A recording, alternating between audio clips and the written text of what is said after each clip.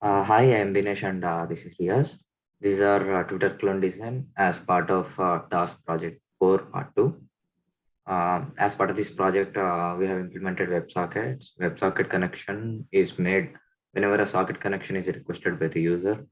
Once the server accepts the request, client and server will exchange handshake messages and client will send its username to the server. After receiving the message from the client, the server will store the WebSocket reference with client ID. Uh, and we have implemented a REST API calls to make post and get service calls. Functionalities such as tweeting, registering the user, login and log out, and subscribing to another user are the post request in our API. And other functionalities such as getting the tweets, getting the mentions of another user, getting hashtags are part of get requests. So I will be showing you all the request and response for each of our endpoint. So slash register is an endpoint which is a post request, and it accepts username and password as part of the request body.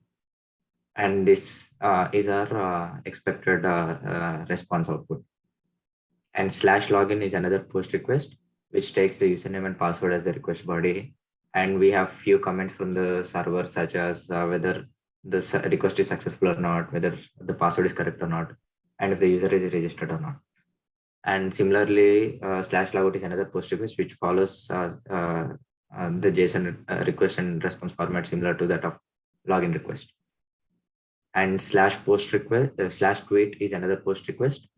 Uh, and it will return few comments from the server, such as uh, whether it is a successful call or a failure call, whether the user is registered or not, and if the user is logged in or not.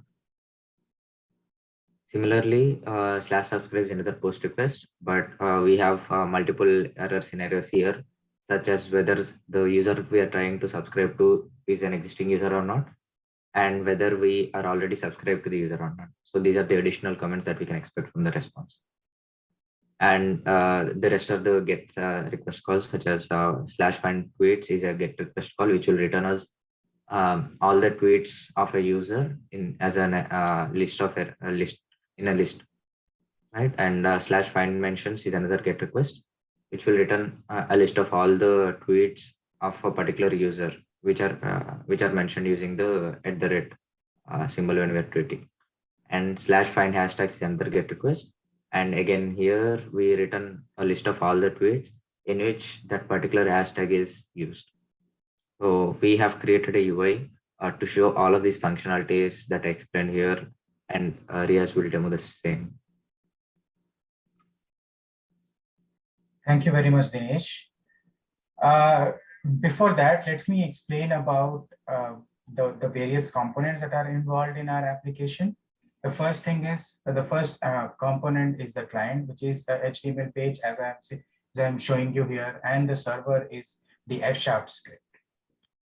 We have exposed, as Dinesh was mentioning, we have exposed several REST endpoints as well as the WebSocket connection. Let me go over them one by one.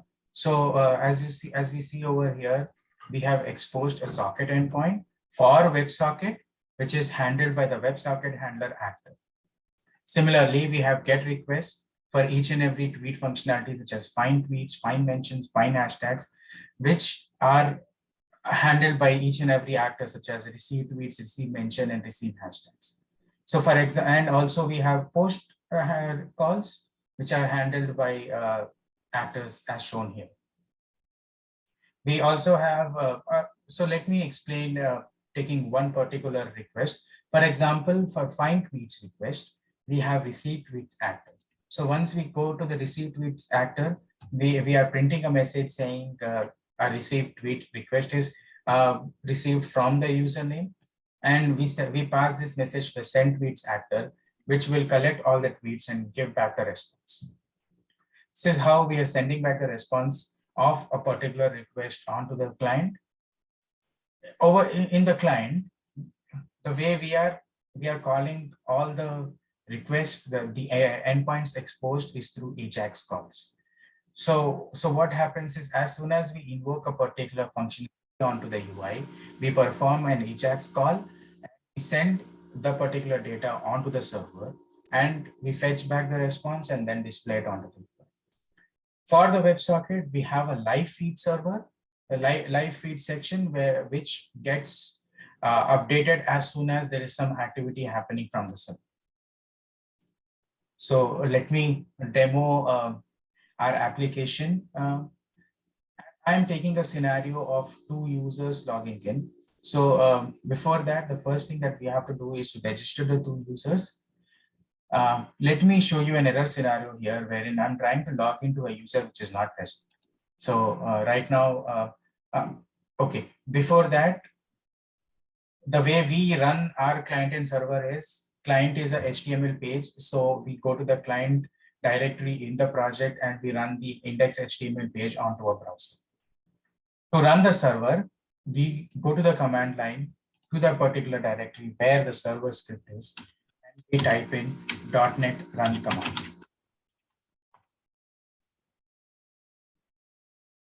So once the server is up and running, we should see a message saying the server has started in 8080 port.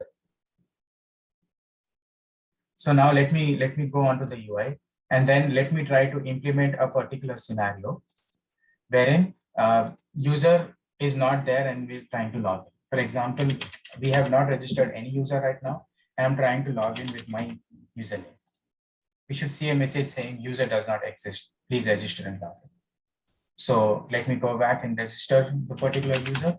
So I'm registering 2 users right now. I'm registering Dinesh and Riaz. So I've registered Riaz right now and it's showing me the login page.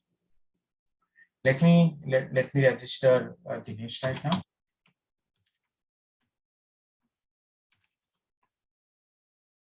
And user is registered successfully and we are seeing the login page.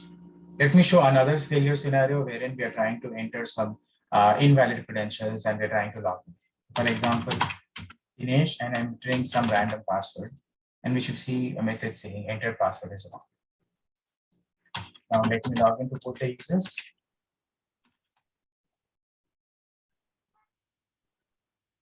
So I have logged in and I am in the user view of the Twitter project. Let me make a tweet right now.